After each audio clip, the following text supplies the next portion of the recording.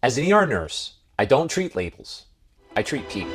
In US law, there are two definitions of food. One is designed around the packaging, the other is designed around nourishment. A recent federal appeals court forced regulators to rewrite the bioengineered label because the rules let companies hide ingredients behind QR codes. That distinction alone can change how you shop. If you deal with bloating, brain fog, autoimmune flare-ups, or any chronic fatigue, this video is really going to matter. Most processed foods in the United States are just built around a handful of genetically engineered crops. These are things like corn, soy, canola, sugar beets. These crops show up as oils, sweeteners, and fillers in your cereals, crackers, and condiments. So you eat them all day without realizing it. Mandatory labeling only started in 2022, yet many shoppers still don't notice the tiny bioengineered icon or text on the packaging. You probably know the term, or at least heard of GMO. Yes, it's all written down in the notes. But in 2016, Congress just replaced that term with bioengineered. Why does that matter? Because words change your perception. In practice, companies can meet the legal definition of food while selling you something your body can't actually use. Highly refined ingredients like corn syrups and sugar can be stripped of their DNA, allowing companies to void the bioengineered label entirely. Not the third switch. If a bioengineered ingredient meets the legal definition, it can be sold to you even if your body has no idea how to process it.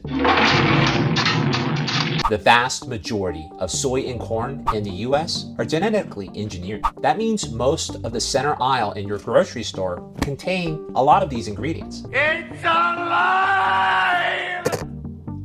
Let me be clear, this isn't about any conspiracy. It's all about definitions and our incentives that politicians have set forth. Mandatory bioengineered labeling went into effect on January 1st in 2022. But the law allowed companies to rely on QR codes instead of just plain text on the packaging.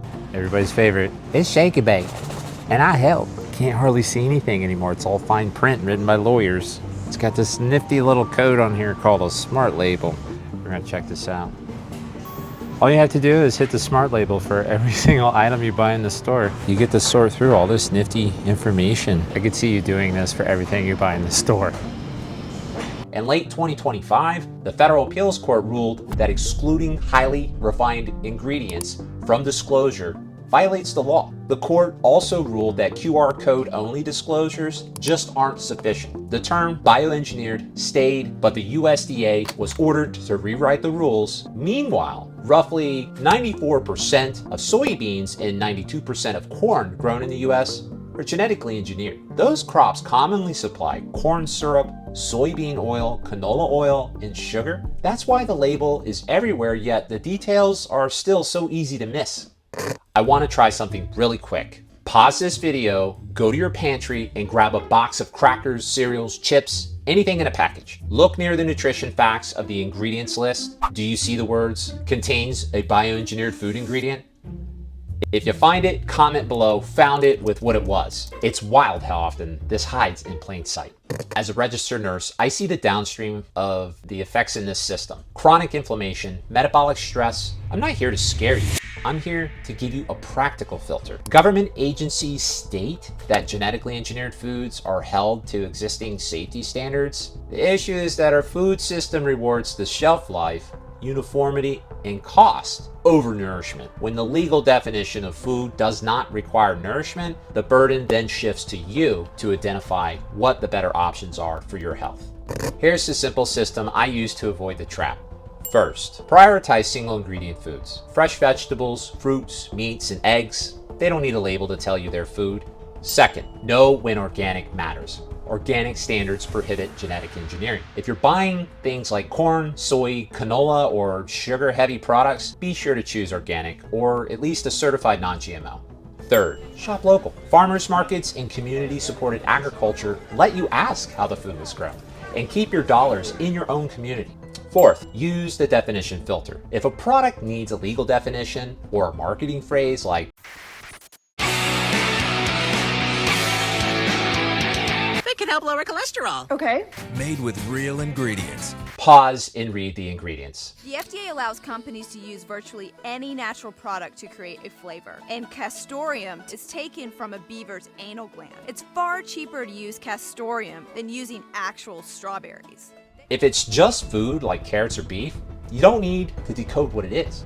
Fifth, choose traditional animal fats. Instead of just replacing seed oils with other plant-based oils, opt for things like tallow, lard, ghee, or just plain butter. These come from single ingredients and avoid the highly refined seed oils that dominate ultra-processed foods. In emergency medicine, I don't see people coming in sick from eating eggs and butter. I see the downstream effects of diets that are built around ultra-processed foods.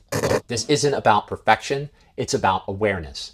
Regulators maintain that foods come from genetically engineered crops are safe, and a tiny bit of glyphosate in a single serving is unlikely to cause any harm. The issue is cumulative exposure. Breakfast cereals, processed snacks, sweetened beverages, condiments, even the alcohol you might drink on the weekends are built from the same few crops day after day. When the law allows food to meet a legal definition without delivering actual nourishment, you need a personal filter.